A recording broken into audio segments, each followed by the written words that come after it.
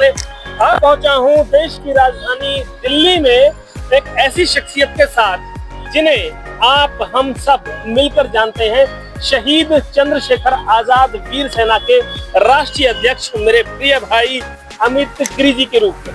अमित भाई, आपका बहुत बहुत स्वागत है कार्यक्रम में। अभिनंदन। अमित भाई, आप सबसे पहले तो थोड़ा सा हमारे दर्शकों को संस्था के बारे में बताएं और थोड़ा सा अपने बारे में बताएं। भारत माता की जय, वंदे मातरम। शहीद चंद्रशेखर आजाद वीर सेना 20 वर्षों से देश में और दिल्ली में काम कर रही है, जो कि एक शिक्षा के ऊपर और उन शहीदों के लिए जिन शहीदों के परिवारों का कहीं आवाज नहीं सुनी जाती, बहुत परेशान है, बहुत पीड़ित हैं, उनके लिए काम कर रही है।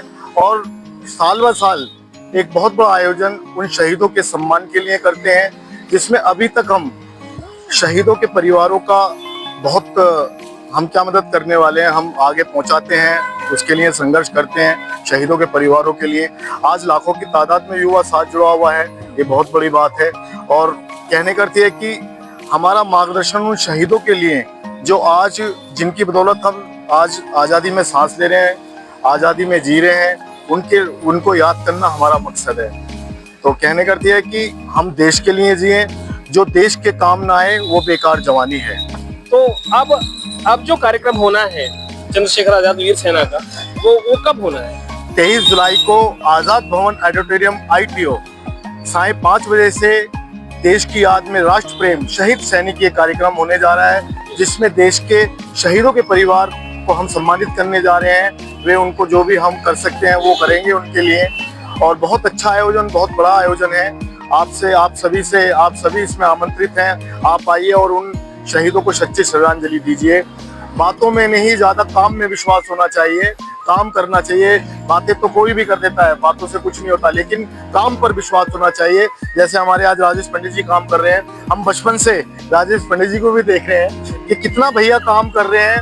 पत्रकार बहुत बड़े बड़े होंगे, बहुत बड़े बड़े गाड़ी बंगलों में चलते होंगे, लेकिन हम राजेश भैया को बचपन से देख रहे हैं कैसे ये निचले वर्ग के आदमी को और कैसे उठाकर उसकी मदद और कैसे उस निचले व्यक्ति को उठाकर कैसे दिखाते हैं। तो ये काम राजेश भैया कर रहे हैं। राजेश भैया को बहुत बहुत शुभकामनाएं, बहुत बहुत अभिनंदन। अमित भाई, बहुत बहुत साधुवाद।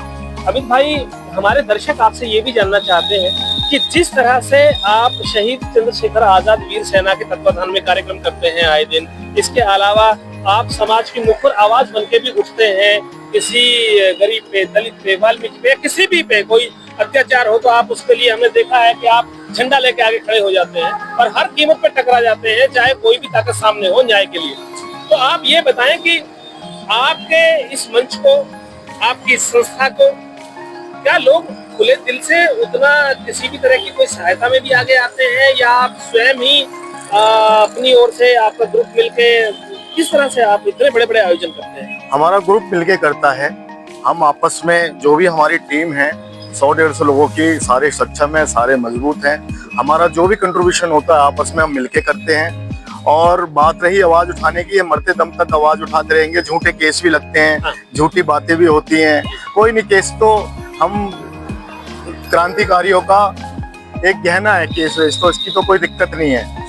क्योंकि लेकिन हम ऐसी आवाज उठाते रहेंगे जो सीट पर होने के बावजूद, जो अपने जो पहले सीट पे नहीं होते वो वादा करते हैं समाज से और क्षेत्र से कि हम ये करेंगे वो करेंगे, लेकिन सीट पे आने के बाद वो ये चीजें भूल जाते हैं। तो कहने करती है हम इस चीजों की आवाज उठाते रहेंगे और ये तो हम करते रहेंगे। अच्छा अमित भाई, आप ये भी बताएं कि जिस तरह से यमुना पार में, ट्रांस यमुना में दिल्ली में शहादरा की तरफ और इस पूरे एरिया में अब जो आपकी टीम है, आपके साथ के लोग हैं या यहाँ की जनता है, हमने कई बार देखा है, अब वो आपको एक समाज सेवक के रूप में एक राजनीति में भी देखना चाहते हैं, तो उसमें क्या कहना चाहेंगे? देखिए, कोई पार्टी तो मुझे लेगी नहीं, क्योंकि जो रबड़ बैंड होते हैं वही लोगों को, पंडित जी समझ रहे हो, वही लोग पसंद किए जाते हैं जो रबड़ बैंड होते हैं। हम रबड़ बैंड नहीं हो सकते, क्योंकि हम आवाज उठाएंगे। अगर कोई गलत कर रहा है तो आवाज उठाएंगे, और आवाज उठाने का हमें अभी तक इस चीज का मुझे सिला भी मिला है, क्योंकि किसी ने भी मुझे आज तक कोई पद नहीं दी या कहीं भी ऐसा लाभ वाला पद नहीं लिया।